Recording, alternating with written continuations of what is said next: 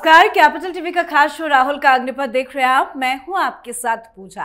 बिहार की चुनावी समर का सबसे बड़ा दाव खेला गया और ये दाव चला है प्रधानमंत्री नरेंद्र मोदी ने। महिलाओं के खातों में सीधे 10-10 हजार रुपए डालकर मोदी ने राहुल गांधी के सारे समीकरण बिगाड़ दिए। बिहार की लाखों महिलाएं इस योजना से गदगद है, लेकिन जैसे ही महिलाओं का झुकाव बीजेपी की तरफ साफ साफ दिखने लगा, कांग्रेस की बेचैनी आसमान छूने लगी और कांग्रेस ने मैदान में उतार दिया अपना नया मोहरा, प्रियंका गांधी वाड्रा को। प्रियंका वाड्रा आज पटना के सदाकत आश्रम में पहुंची, शक्ति अधिकार नाम का कार्यक्रम किया, करीब 2000 महिलाओं से संवाद किया और मोतिहारी में जनसभा भी की। प्रियंका महिलाओं को अपने पाले में करती भी नजर आई, लेकिन सवाल यह है कि क्या महिलाओं को बहकाने से वोट मिल जाएगा? प्रियंका वाड्रा के बिहार दौरे पर आज चर्चा करेंगे। साथ ही राहुल गांधी की फिर से मुश्किलें बढ़ गई है। भारत के सिख समाज को लेकर टिप्पणी करना राहुल गांधी को भारी पड़ता दिख रहा है। इलाहाबाद हाईकोर्ट ने उन्हें बड़ा झटका दिया है। इलाहाबाद हाईकोर्ट ने राहुल गांधी की याचिका को खारिज कर दिया है। तो कौन सी याचिका खारिज हुई है, क्या चल रहा है कानूनी लड़ाई, सब कुछ आपको बताएंगे। चर्चा के लिए मेरे साथ स्टूडियो में मौजूद हैं कैपिटल टीवी के एग्जीक्यूटिव एडिटर राजीव जी। सर, आपका बहुत बहुत स्वागत है। पहले प्रियंका वाड्रा पे आ जाते हैं कि उन्हें चुनावी समर में उतारा गया। देखिए, प्रियंका वाड्रा गई तो लेकिन वहां जाने के बाद जो खींचतान कांग्रेस के अंदर हुआ है, आपस में हंगामा हुआ। प्रियंका वाड्रा तो एक बार इधर देख रही थी, एक बार इधर देख रही थी। इनकी बात सुने, उनकी बात सुने, या फिर सामने वाले की बात सुने। पहले सदाकत आश्रम की बात हुई, वहां शक्ति सम्मेलन ये था क्या? ये महिलाओं को इंपावर्ड करेगी, महिलाओं को पावर देगी। क्यों? क्योंकि चुनाव में महिलाओं का वोट लेना है। लेकिन वहां पर जब ये महिलाओं से बातचीत कर रही थी तो इन लोगों ने सवाल उठाया कि जीविका हमारे लिए, उसके मेंबर हम लोग हैं, हम लोगों को लोन मिलता है, उससे रोजगार देने के लिए साधन मिलता है, और इस बीच प्रधानमंत्री नरेंद्र मोदी 7.5 लाख महिलाओं के अकाउंट में अभी पैसे भेज रहे हैं, 10-10 हजार की किस्त। तो उसके बाद अब आप क्या देंगी? आपकी सरकार में क्या दिया जाएगा? क्योंकि अभी तक जहां जहां आपकी सरकारें बनी है वहां महिलाओं को तो ठगा ही गया, चाहे तेलंगाना हो, कर्नाटक हो, हिमाचल प्रदेश हो। आप लोगों ने ठगा है और नीतीश कुमार ने हमें दिया है। इसलिए नीतीश कुमार के लिए ये कहा जाता है कि बिहार में महिलाओं का कम से कम 40% वोट, ये बिना जाति धर्म को देखे हुए महिलाओं का 40% प्लस वोट नीतीश कुमार को जाता है। और इसलिए सबसे बड़ा वोट आधार नीतीश कुमार का ये महिलाएं हैं। और गरीब तबके की महिलाएं जो परेशान रहती थी ये शराब माफियाओं के चक्कर में, शराब पर प्रतिबंध जो लगाया गया, उसके पीछे एक बड़ी वजह यही थी कि गरीब तबके की महिलाएं अपने हस्बैंड के खिलाफ शिकायतें करते रहती थी। देखो, पैसा कमाता है, शराब पी के आता है और फिर टॉर्चर भी करता है, मारपीट भी करता है। तो प्रियंका गांधी वहीं से सदाकत आश्रम से ह्यूमिलिएट हुई, जहां पर 2 दिन पहले ही ये राहुल गांधी वैसे ही बेइज्जत होकर भाग कर आए थे कि जब वहां सवाल उठना शुरू हो गया कि क्या बिहार में आपके वो एजेंडे वोट चोरी वाला चलेंगे, या रोजगार चलेगा, या फिर जातीय आधार पर समीकरण बदलेंगे। इसलिए प्रियंका वाड्रा उधर महिलाओं को इंपावर्ड करने की बात कर रही थी और प्रधानमंत्री मोदी इंपावर्ड कर चुके थे, नीतीश कुमार कर चुके थे। तो भविष्य के वादे पर वर्तमान को सैक्रिफाइस नहीं किया जा सकता। इसलिए महिलाओं के सामने ह्यूमिलिएट प्रियंका वाड्रा हुई। वहां से उनको रैली में जाना था, लेकिन रैली में जाने से पहले समझ लीजिए एक पैर कोई खींच रहा, दूसरा पैर दूसरा खींच रहा, एक हाथ कोई और खींच रहा और दूसरा हाथ कोई और खींच रहा। ये 4 लोगों की एक मीटिंग थी जिसमें प्रियंका वाड्रा कंफ्यूज हो गई, करें तो क्या करें। क्योंकि राजेश राम जो कि अभी बिहार प्रदेश कांग्रेस के अध्यक्ष हैं, उनका कहना था प्रियंका वाड्रा हमारे क्षेत्र में चले, सासाराम की तरफ, उन जगहों पर एक रैली करें। और ये पूरा जोर लगाकर रखे हुए थे, 8-10 नेताओं को लेकर आए थे कि नहीं नहीं उस क्षेत्र में चलेंगे, वहां हमारा आधार बड़ा है, सासाराम से आपके सांसद हैं, आगे भी कांग्रेस की संभावनाएं ज्यादा है।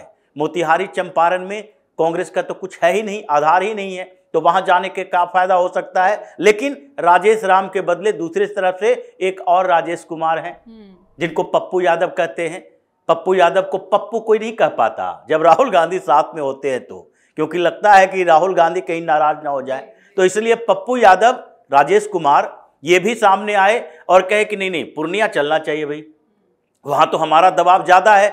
ऐसे भी सीमांचल के क्षेत्रों में 4 जिले और उसमें से 3 कांग्रेस के विधायक सांसद और 3 सांसदों के बीच हम आपको कहते हैं पूर्णिया चलिए, आपको परिणाम देकर दिखाएंगे ये कैसा परिणाम होता है, हम आपके साथ हैं। और पूर्णिया से एक रैली होना चाहिए ताकि मुसलमान भी खुश, पूर्णिया, कटिहार, किशनगंज, अररिया के क्षेत्र में ये कम से कम सीमांचल में हम बताएंगे कि देखो प्रियंका वाड्रा अपनी पहली चुनावी रैली यहां कर रही हैं। लेकिन पप्पू यादव को भी बाद में पछताना पड़ा क्योंकि दबाव अलग था और प्रियंका वाड्रा कंफ्यूज हो गई। फिर एक हाथ खींचने के लिए उधर से अखिलेश प्रसाद सिंह आ गए कि नहीं मोतिहारी ही चलना पड़ेगा भाई, क्योंकि मोतिहारी से हम सांसद रहे हैं। लेकिन सांसद कब रहे? जब लालू प्रसाद यादव की पार्टी में थे।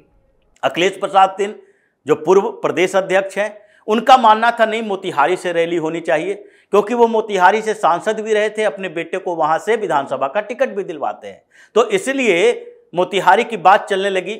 अब ये लोगों की गुटबाजी चल रही थी, लेकिन अखिलेश प्रसाद सिंह का गुट थोड़ा हावी हो गया।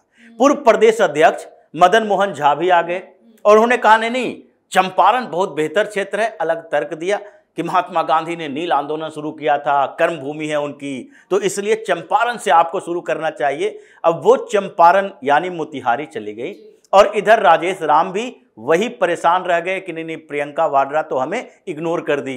पप्पू यादव उधर परेशान रह गए। यानी कांग्रेस में जो गुटबाजी चल रही थी और उस गुटबाजी में राहुल गांधी ने एक एजेंडा सेट किया था कि नहीं अब तो ईबीसी कार्ड चलेगा, अब तो दलित कार्ड चलेगा। तो कांग्रेस के अंदर जो वर्चस्व की लड़ाई चल रही है जातीय आधार पर, उसमें मदन मोहन झा जो कि ब्राह्मण हैं और दूसरे तरफ अखिलेश प्रसाद सिंह पूर्व प्रदेश अध्यक्ष जो भूमिहार हैं। अब इन लोगों ने अपनी लॉबी बना ली है फॉरवर्ड की, सवर्णों की, कि राहुल गांधी ऐसे करते रहेगा, हम लोग चुपचाप बैठे रहेंगे, हम लोग भी दिखाएंगे कि कांग्रेस हमारी पार्टी भी है। और इसलिए चुनाव से पहले ये प्रियंका वाड्रा की पहली रैली में जब इतना खींचतान, चुनाव के समय में क्या स्थिति होगी, अब तो कहा जा सकता है कि कांग्रेस ही कांग्रेस को हराने वाली है। वो भारतीय जनता पार्टी की जरूरत नहीं है, कांग्रेस के नेता ही कांग्रेस को बिहार में ऐसी स्थिति तक पहुंचा देंगे कि जो जीत की संभावना जिस सीट पर रहेगी वहां भी वो हराने वाला है। मामला जो है वो बिगड़ता ही जा रहा है लगातार। सर एक चीज और आपसे समझेंगे कि आज राहुल गांधी को कोर्ट से कैसे झटका लगा, क्या है ये पूरा मामला, आज कैसे राहुल गांधी की याचिका को खारिज किया गया? देखिए राहुल गांधी थोड़ा परेशान चल रहे हैं और इस बीच इनको लगता है कि पहले जिस तरीके से इगोइस्टिक हुआ करते थे कि कोर्ट में केस चल रहा है, कोई बात नहीं है, छोड़ो, चलने दो तारीख पर तारीख जाएगी। अब राहुल गांधी को लगने लगा है कि कोर्ट को इग्नोर करोगे तो आगे कभी भी सजा मिल जाएगी और फिर ये मोदी सरकार के ऊपर नहीं कह सकते कि देखो प्रधानमंत्री मोदी के खिलाफ बोल रहे हैं तो हमें जेल में डाल दिया। इसीलिए जब ये मामला सामने आया वाराणसी के एमपी एमएलए कोर्ट में, जब वहां एक रिवीजन पिटीशन, क्योंकि पहले मजिस्ट्रेट कोर्ट ने इसे खारिज कर दिया था, इनके ऊपर दंगा भड़काने, देशद्रोह और सिख कम्युनिटी के अपमान करने का आरोप है। देशद्रोह का आरोप इसलिए लगाया गया कि ये यूएस विजिट के समय सिख कम्युनिटी को लेकर बातें कहते कि सिखों को हिंदुस्तान में कोई अधिकार नहीं है, पगड़ी पहनने का अधिकार नहीं है, गुरुद्वारा जाने का अधिकार नहीं है, कटार रखने का अधिकार नहीं है, इन लोगों को प्रताड़ित किया जाता है, माहौल नहीं है सिखों के लिए हिंदुस्तान में। और इस बात के लिए सिख कम्युनिटी सामने आई। इन लोगों ने कहा कि हमारे कम्युनिटी जिसमें एक वर्ग ऐसा है जो कि खालिस्तान का आंदोलन चला रहा है, वो नेटवर्क ऐसा चला रहा है, आतंकवादी संगठन है, और वहां पर आप विदेश में जाकर और उस धरती पर जहां पन्नू भी रहता है, ये पन्नू ने सपोर्ट किया था इनकी बातों का। और ये पन्नू कौन है? खालिस्तानी आतंकवादी जो कनाडा और अमेरिका के बीच रह रहा है, दोनों देशों के सिटीजनशिप उसके पास है। तो उस जगह पर जाकर आप ऐसी बातें कर रहे हो और कनाडा अमेरिका दोनों जगह से खालिस्तानी नेटवर्क चल रहा है, तो ये तो देशद्रोह है, आप और आतंकवाद को बढ़ा रहे हो। तो इसके लिए पहले एक पिटीशन दायर किया गया था मजिस्ट्रेट कोर्ट में, तो मजिस्ट्रेट कोर्ट ने उस पिटीशन को खारिज कर दिया था, कहा कि मेरे जुरिस्डिक्शन में नहीं आता, ये मेरे क्षेत्राधिकार से बाहर है, अमेरिका में बोला था, हम क्यों बात करें इस पर। तो इसलिए उसके बाद इन लोगों ने क्या किया, एक रिवीजन पिटीशन डाला एमपी एमएलए कोर्ट में। एमपी एमएलए कोर्ट में गया तो चूंकि उसमें पिटीशन में कहा गया कि ये भारत के सांसद हैं, इसलिए एमपी एमएलए कोड जो बनाया गया है जनप्रतिनिधियों के खिलाफ शिकायत दर्ज करने के लिए बनाया गया। ये दुनिया के किसी भी कोने में जाकर अगर भारतीयों के खिलाफ बात करेंगे तो चूंकि जनप्रतिनिधि तो भारत के ही हैं, सांसद तो इंडिया के हैं, तो इनके खिलाफ तो मुकदमा चलना चाहिए। तो उस रिवीजन पिटीशन को एमपी एमएलए कोर्ट ने एक्सेप्ट कर लिया और एक्सेप्ट करने के बाद कहा कि ये संज्ञान लेने के लायक है, इसके ऊपर आगे सुनवाई होगी, आरोप तय किए जाएंगे, एफआईआर दर्ज करवाया जाएगा। अब इसके खिलाफ इन लोगों को लगा रिवीजन पिटीशन तो एक्सेप्ट हो गया, तो अब क्या करें। राहुल गांधी को समस्या होने लगी और उन्होंने इलाहाबाद हाई कोर्ट में एक पिटीशन दायर कर दिया कि इसको खारिज किया जाए, क्योंकि मजिस्ट्रेट कोर्ट ने पहले खारिज कर दिया था, तो एमपी एमएलए कोर्ट कौन होता है इसे एक्सेप्ट करने वाला। अब इलाहाबाद कोर्ट में सुनवाई होनी थी। इलाहाबाद हाई कोर्ट ने सीधे तौर पर कह दिया कि ये पिटीशन जो दायर की गई है रिवीजन, उसमें एमपी एमएलए कोर्ट ने सीधे कहा है कि संज्ञान लेने के लायक है, तो पहले वहां सुनवाई होने दो, वहां पर आरोप तय होने दो। आपको क्या समस्या है आरोप से? ऐसा तो होगा नहीं कि निचली अदालत के हर फैसले का हम रिजेक्ट कर दें, तो इसलिए पहले सुनवाई होने दीजिए, आप अपनी बात वहां रखिए, उसके फैसले अगर कुछ आएंगे तो उसके बाद हम स्टे लगाने के लिए यहां पर बैठे हैं, आगे सुनवाई होगी। इसलिए इलाहाबाद हाई कोर्ट से फैसला आया, रिजेक्ट हो गया राहुल गांधी का पिटीशन, और उसके बाद अब वाराणसी के कोर्ट में इनके खिलाफ मामला चल रहा है। देशद्रोह का आरोप है जिसके ऊपर एफआईआर दर्ज होना है। एमपी एमएलए कोर्ट से जल्द ही इनके खिलाफ एक फैसला आएगा, सिख कम्युनिटी दंगा फैलाने और साथ ही देशद्रोह के आरोप में राहुल गांधी को पूछताछ के लिए थाने में बुलाया जाए। जी बिल्कुल सर, बहुत बहुत धन्यवाद सर। धन्यवाद। तो प्रियंका वाड्रा के भी बिहार दौरे का कुछ भी असर नहीं नजर आ रहा है। कांग्रेस की बर्बादी शुरू हो चुकी है। साथ ही अमेरिका यात्रा के दौरान राहुल गांधी ने एक कार्यक्रम के दौरान सिख समुदाय को लेकर अपमानजनक बयान दिया था, जिस पर बवाल भी मचा था। साथ ही मामला कोर्ट में पहुंचा, लगातार सुनवाई भी चल रही है और आज इलाहाबाद हाई कोर्ट ने राहुल गांधी की उस याचिका को खारिज कर दिया जो एमपी एमएलए कोर्ट की तरफ से निगरानी याचिका स्वीकार करने के खिलाफ दायर की गई थी। मतलब राहुल गांधी की याचिका खारिज होने के बाद अब वाराणसी के एमपी एमएलए कोर्ट में निगरानी याचिका पर आगे सुनवाई जारी रहेगी और जैसे जैसे सुनवाई होगी झटका जरूर लगेगा। तो आप भी अपनी राय कमेंट करके लिखिएगा। देखते रहिए कैपिटल टीवी। नमस्कार।